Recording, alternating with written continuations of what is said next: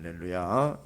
주님의 은혜가 오늘도 여러분 삶 가운데 가득하시기를 주의 이름으로 축원을 드립니다.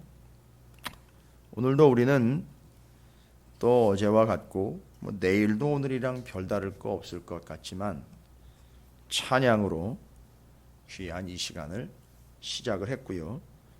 또 말씀을 읊조리면서 또 시간을 그 말씀을 새기면서 또 이제 기도하면서 귀한 이 시간을 하나님 앞에 올려드립니다. 아마 이는 아삽이 그대로 했던 것이라고 저는 생각을 합니다. 그래서 그 아삽은 하나님 앞에 제일 먼저 찬양으로 그 시간들과 그 때를 알릴 뿐만 아니라 열었고 진행하고 이어가고 또 그 하나님의 말씀 앞에서 자신을 온전히 세워서 그 찬양을 할 때의 그 입을 벌림과 같이 말씀을 읽을 때에 또 입을 벌려서 간절한 마음으로 외치고 부르짖고 찬양했던 그 아삽의 자리가 바로 이 새벽 자리가 아닐까 싶습니다. 물론 아삽이 새벽 기도를 했다라는 얘기는 없습니다만 새벽이 됐든 낮이 됐든 저녁이 됐든 아삽은 그냥 늘 그 있는 성소 성전에서 늘 그 시간이 그 정해진 때가 그 상황이 되면 먼저 찬양으로 사람들을 모았다라고 볼 수 있습니다. 그래서 그 이름의 뜻이 모으는 자라는 뜻을 가지고 있습니다. 그래서 우리는 그가 모여서 찬양하는 자일 뿐만 아니라 찬양으로 모을 수 있는 자였다라는 것을 알 수 있습니다. 그래서 이게 상당히 중요합니다. 찬양 두 곡하고 시작을 하는데요. 너무 중요한 자리입니다. 일단 아삽이 되어 시작하는 것이죠. 아마 우리가 찬양하는 것, 우리가 말씀을 외우고 말씀을 부르짖고 말씀을 소리로 함께 읽는 그 자리는 바로 아삽의 자리다라고 말씀을 드릴 수가 있어요. 그래서 더없이 소중한 자리입니다. 자, 근데 이 시편 78편 상당히 긴 시편입니다. 그런데 시편 78편을 쭉 그냥 어떤 그런 의도함 없이 내용을 쭉 정리하면서 읽어보시면 다른 내용이 아니라 그냥 성경의 내용을 성경에 이스라엘에 구원받았던 구약 성경에 있는 얘기, 그 이전에 하나님이 이스라엘을 어떻게 구원하셨는지에 대한 내용들을 쭉 읊은 내용입니다. 그래서 이게 시편인지 이게 성경 요약인지 이렇게 좀 약간 오해할 수 있을 정도로 내용은 다 성경에서 하나님이 이스라엘을 어떻게 구원하셨고 그러면 시편 앞에 있는 구약 성경 모세오경만 읽어봐도 이 내용은 성경에 있는 내용을 그대로 요약 정리한 것처럼 보일 수 있어요. 그러니까 지금 뭔 내용입니까? 요즘에도 많은 사람들이 노래를 짓고 거기다 곡을 붙이고 가사를 씁니다만 말하자면 그거예요. 가사가 곧 성경인 거예요. 시편이요, 노래가요, 가사가 곧 성경인 거예요. 그 가사의 내용이 다 성경인 거죠. 그래서 시편 78편은요 이게 성경 요약이면서 동시에 시편이 되는, 노래가 되는 그런 찬양입니다. 왜 그런가? 다른 거 없습니다. 시편 78편을 기록하고 있는 아삽은 찬양에 능하고 찬양이 업인 사람이지만요 그 사람 역시 그 손과 그 입에서 모세오경을 놓지 않았다라는 증거입니다. 이게 상당히 중요한 거거든요. 요즘에는 사역이 특화가 돼 있다 그래가지고 기획하는 사람은 기획, 또 예배면 예배, 또 신방이면 신방, 찬양이면 찬양, 주방이면 주방, 이런 식으로 잘 조직화되어 있지만 자기 자신의 전문적인 분야라는 건 없습니다. 전문 분야는 오직 말씀일 뿐이고 말씀을 통해서 그것이 어떤 식으로 표출이 되느냐의 방향성이지 되려 말씀은 놓고 이것, 말씀 놓고 그것, 말씀 놓고 저것. 그래서 말씀과 단절된 사역들을 하고 있는 형편이 오늘날 교회의 형편입니다. 아니요. 말씀을 보니까 이렇게 찬양해야 되는 거구나. 제 말이 맞는지 한번 보십시오. 말씀을 읽다 보니까 이렇게 헌신해야 되는 거구나. 말씀을 읽다 보니까 예배는 이렇게 기획이 돼야 되는 거구나. 이게 말씀을 보다 보니까 이건 이렇게 진행을 해야 되는 거구나. 말씀을 보다 보니까 설교는 이렇게 해야 되는 거구나, 이거거든요. 근데 괜찮아, 이렇게 하다 보면 저절로 또 말씀이 되는 거야. 이렇게 거꾸로 가는 사람들이 한둘이 아니거든요. 위험합니다. 그건 자폭행입니다. 그렇게 될 수가 없거든요. 아삽이 바로 그런 대표적인 예입니다. 뭐냐? 모세 오경의 구조로 시편은 5권으로 구성이 되어 있어요. 이건 원칙이라는 얘기입니다. 모세 오경이 시편을 배경으로 하고 있지 않습니다. 삶의 자리인 시편이요, 모세 오경을 근거로 해서 그게 그 틀이 시편의 틀이 된 거예요. 말씀의 틀이 삶의 틀이 되는 거지, 삶의 틀이 변명이 돼서 이렇게 사는 것도 말씀에 합당한 겁니다, 이렇게 거꾸로 자기 합리화를 시키는 게 삶의 자리가 아니라는 거죠. 그래서 지금 아삽이 시편을 78편을 기록을 할 때 바로 그거죠. 아삽은 찬양을 하는 시간보다 말씀을 붙잡은 시간이 더 많았다라는 것을 어쨌든 우리는 알 수 있습니다. 왜냐? 시편 78편의 내용을 보시면 그 내용은 전부 말씀이에요. 그러니까 이 사람 말씀에 대해서, 찬양에 대해서는 둘째가라면 서러울 정도로 이미 말씀이 기본이 되어 있는 사람입니다. 기본이라니까 적당이라고 생각을 할 것 같은데 아니요. 기본이라면 온전하고도 완벽한 걸 이야기하는 거예요. 이미 모세오경을 다 가지고 있고 그걸 근거로 찬양을 하고 있는 겁니다. 이건 대원칙입니다. 그래서 그냥 모세오경이라고 그랬지만 오늘날 우리로 치면은요, 우리는 성경이요, 하나님의 말씀, 그게 기본 원칙, 그것이 온전하게 되고 거기서 우리의 삶의 방향들과 스타일들로 나오는 것이죠. 왜 그러냐면 78편 1절이 바로 그거예요. 왜 이 시편을 기록했느냐 보면 목적이 나와 있습니다. 내 백성이여, 내 율법을 들으며 내 입의 말에 귀를 기울일지어다. 이건 아삽의 얘기를 귀 기울이라는 얘기 아니지 않습니까? 아삽이 전할 하나님의 말씀에 귀를 기울이라, 이런 얘기거든요. 여러분, 솔로몬이 시편도 기록했잖아요. 솔로몬의 시가 72편인데요. 솔로몬이 시편도 기록을 하고, 솔로몬은 또 중요한 게 뭐냐 하면 그 지혜를 위해서 잠언도 기록을 했습니다.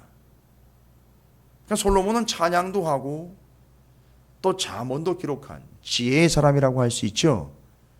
근데 잘 보시면은요, 아삽은 뭐 잠언을 기록한 사람은 아니지만 아삽이 기록한 시를 보면 아삽이 하나님을 찬양하기도 하지만 이 시편 78편처럼 하나님의 말씀을 마치 솔로몬의 잠언에서 그 말씀에 집중시키기 위하여 이 잠언을 기록하노라 라고 했던 것처럼 시편을 기록하는 이유가 하나님의 말씀에 집중시키기 위하여 시편을 기록한 이런 시편도 있어요. 그러면 이 구조는요, 솔로몬과 유사성을 가지고 있습니다. 솔로몬이 하나님의 은혜에 찬양으로 올려드린 시편이 있고, 솔로몬이 이 하나님의 백성들을 지혜롭게 하기 위해서 지혜의 말씀인 성경에 집중하도록 하기 위해서 잠언을 기록한 것처럼 아삽은 하나님을 진정으로 찬양하는 시편도 기록을 하고 시편을 통해 하나님의 말씀을 집중하게 하기 위한 잠언적인 시편을 기록을 하고 있습니다. 제가 오늘 여러분에게 귀한 말씀 드립니다. 78편은 잠언적인 시편입니다. 여기 잠언적인 시편. 왜요? 요 시편이 목적이 아니라 요 시편을 통해서 하나님의 백성인 이스라엘들에게 하나님의 말씀을 듣게 하고 받게 해서 그들을 지혜로운 백성, 곧 하나님의 말씀을 듣는 백성으로 삼게 하기 위한 목적이 있는 시편인 겁니다. 그러니까 이게 잠언을 솔로몬도 기록을 하지만 아삽도 잠언과 같은 시편, 오늘 시편 78편과 같은 이 시편을 기록을 해서 그 백성들을 가르치려고 하는 목적이 있습니다. 그래서 아삽의 마스길이다 라는 게 나와 있어요. 그 마스길은요, 교훈이라는 뜻입니다. 가르친다, 교육한다는 거예요. 여러분, 이거 한번 떠올려 보십시오. 지난 주일 오후 예배 때 우리가 잠언서 1장부터 5장까지를 나눴는데 잠언서 1장 2절에 분명히 제가 말씀드렸죠. 잠언의 목적이 뭐냐 이거죠. 잠언 자체가 아니라 이는 지혜와 훈계를 알게 하며 명철의 말씀을 깨닫게 하기 위한 거래죠. 그러니까 지혜와 훈계를 알게 하고 명철의 말씀을 깨닫게 하려고 잠언을 기록한 거예요. 그러니까 지금 이 시편 78편을 기록한 목적은 뭐냐 하면 그 지혜와 훈계를 알게 하고 명철의 말씀을 깨닫게 하기 위한 시편, 이렇게 이해하시면 영락 없습니다. 그러니까 지금 지혜와 훈계를 알게 한다라는 잠언 1장 2절도 제가 설명을 드린 것처럼 지혜의 말씀, 훈계의 말씀, 명철의 말씀이다라고 말씀을 드렸어요. 그래서 그 말씀을 듣고 집중하게 하려고 하는 게 잠언의 목적인 것처럼 교훈의 목적이 뭡니까? 뭘 교훈하고 뭘 교육하려고 하는 걸까요? 예, 하나님의 말씀을 교육하려고 하는 거예요. 쉽게 얘기하면요, 애들에게 영어 조기 교육을 시키기 위해서 알파벳송을 가르치는 것처럼 시편 78편은 말씀송이에요. 그걸 듣게 하려고 말씀으로, 듣게 하려고 시편으로 이렇게 제작을 한 거예요. 이렇게 지금 기록이 된 겁니다. 그래서 교훈하는데 뭘 교훈한다는 겁니까? 예, 율법이요, 말씀이요, 하나님의 뜻이요. 그럼 이렇게 되겠죠. 아삽은 지금 모세 오경을 이미 가지고 그것을 찬양을 통하여 들려줍니다. 결국 그것이 교훈이 되고 지혜가 되어서 아삽과 같이 진정으로 찬양하는 사람의 내용이 말씀이 돼서 그 찬양하는 사람들은 결국 어떤 사람들이냐면 지혜로운 사람이 된다라는 결론이 나오는 거예요. 이게 지금 시편 78편의 본질입니다. 자, 그러면 시편 78편은 1절부터 8절에 그걸 기록한 목적이 딱 정리가 되어 있는 앞부분이에요. 왜 시편 78편을 기록했느냐? 교훈의 말씀 때문이라는 거죠. 교훈의 말씀은 뭡니까? 예, 하나님의 지혜의 말씀이에요.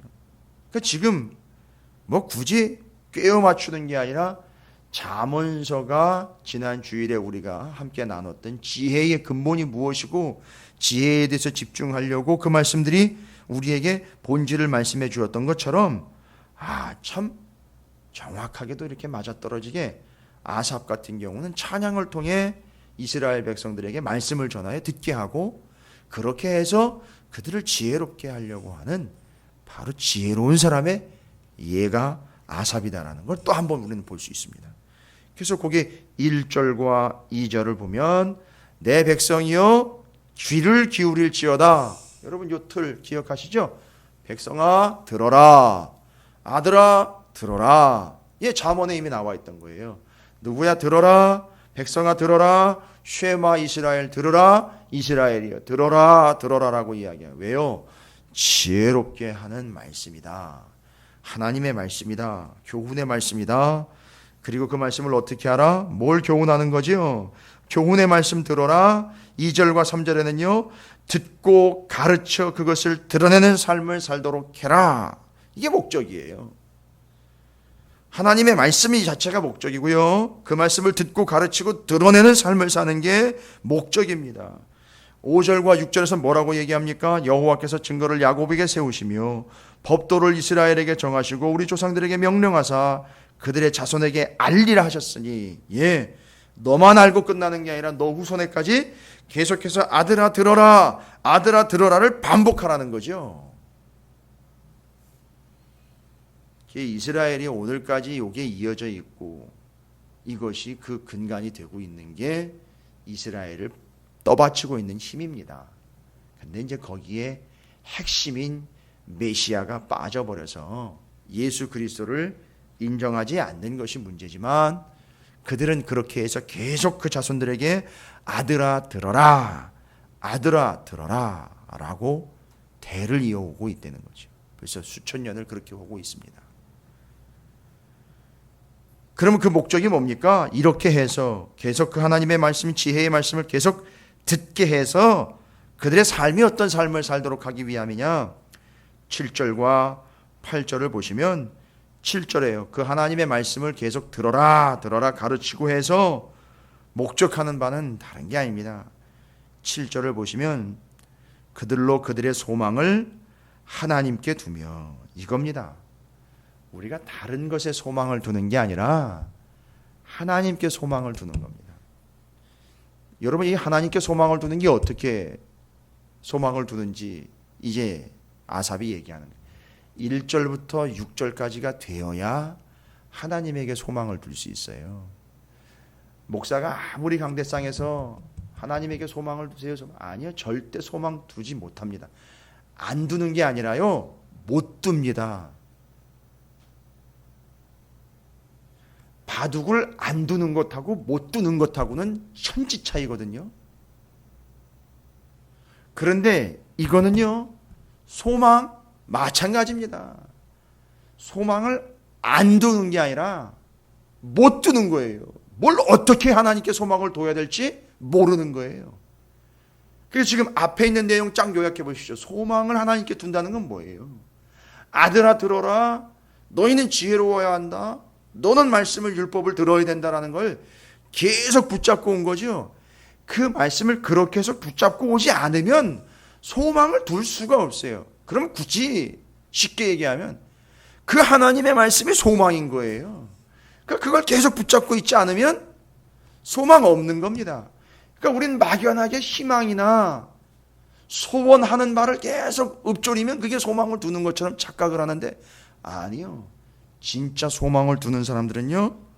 절대 말씀을 포기하지 않습니다. 그래서 말씀을 끝까지 붙잡는 게 소망을 두는 거예요. 그게 7절의 앞에 1절부터 6절까지를 정리한 내용이에요. 그 다음엔요. 그 후손들을 어떻게 하기 위함입니까? 하나님께 소망을 두게 하는 것과 하나님께서 행하신 일을 잊지 않게 하려고. 이걸 어떻게 잊지 않게 합니까? 기억력만 증진시킨다고 되는 걸까요? 아니요. 잊지 않게 하려면은요. 내용을 계속 얘기를 해줘야죠. 하나님이 행하신 일을 잊지 않으려면은요.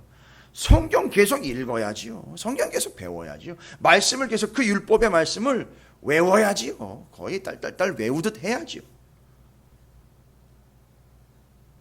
세 번째는요. 이렇게 교훈하는 목적이 뭡니까? 행하신 일을 잊지 아니하고 오직 그의 계명을 지키게 하려고 하는 거예요. 이 7절은요. 온통 다 하나님 말씀에 대한 얘기예요. 말씀을 계속 붙잡아 그것이 소망이 되게 하고 말씀을 계속 붙잡아 하나님 무슨 일을 하셨는지 잊지 않고 그러니까 말씀을 잊지 않는 건 하나님을 잊지 않는 거예요. 말씀을 잊지 않는 건 소망을 잃지 않는 겁니다. 그것의 이유는요. 오직 그 하나님의 말씀을 지키게 하기 위함이다라는 거죠. 이게 목적입니다. 그리고 8절에 이렇게 해야 어떻게 할 수 있죠? 전에 지혜롭지 못했던 말씀대로 듣지 않고 따르지 않았던 우리 조상들과는 달리 우리는 지혜로운 삶을 살 수 있기 때문이다 라는 걸 이야기하는 거예요. 그래서 이제 예상컨대 시편 78편 8절 뒤로 가면 지혜롭지 못한 이스라엘의 선진들의 이야기와 그걸 교훈 삼아서 너희는 어떤 백성이 되어라? 지혜로운 백성이 되어라 라는 걸 이제 대조하는 내용이 나오겠죠. 근데 그 차이는 다른 게 아니라 7절입니다. 그 하나님의 말씀을 소망으로 붙잡고 하나님의 말씀을 통해 하나님이 행하신 일을 잊지 않고 하나님의 말씀을 지키는 자들이 잘하는 자들아 착한 자들이라가 아니라 정말 지혜로운 자들이라는 거죠. 그래서 요걸 대대로 물려주기 위해서 시편 78편이 기록이 된 겁니다. 우리도 좀 이런 꿈을 꿨으면 좋겠습니다. 우리도 이런 좀 소망이 있었으면 좋겠어요. 이것을 그렇게 하나님의 말씀으로 말씀의 소망을 두고 말씀을 잊지 않고 그것을 지키는 삶을 우리도 살고 우리 후손에게도 우리 후배들에게도 물려줄 수 있어 우리 모두가 다 지혜로운 하나님의 백성들이 되는 일에 함께 했으면 좋겠습니다. 오늘 한날 20편 78편 1절부터 8절까지 특별히 7절의 말씀을 통해서 우리의 삶이 그러한 삶이 될 수 있도록 말씀으로 지혜로운 삶이 될 수 있도록 간구하면서 그 소망이 되고 그 내용이 되고 잊지 않고 행하는 삶을 살아가시게 되시기를 주님의 이름으로 축복합니다.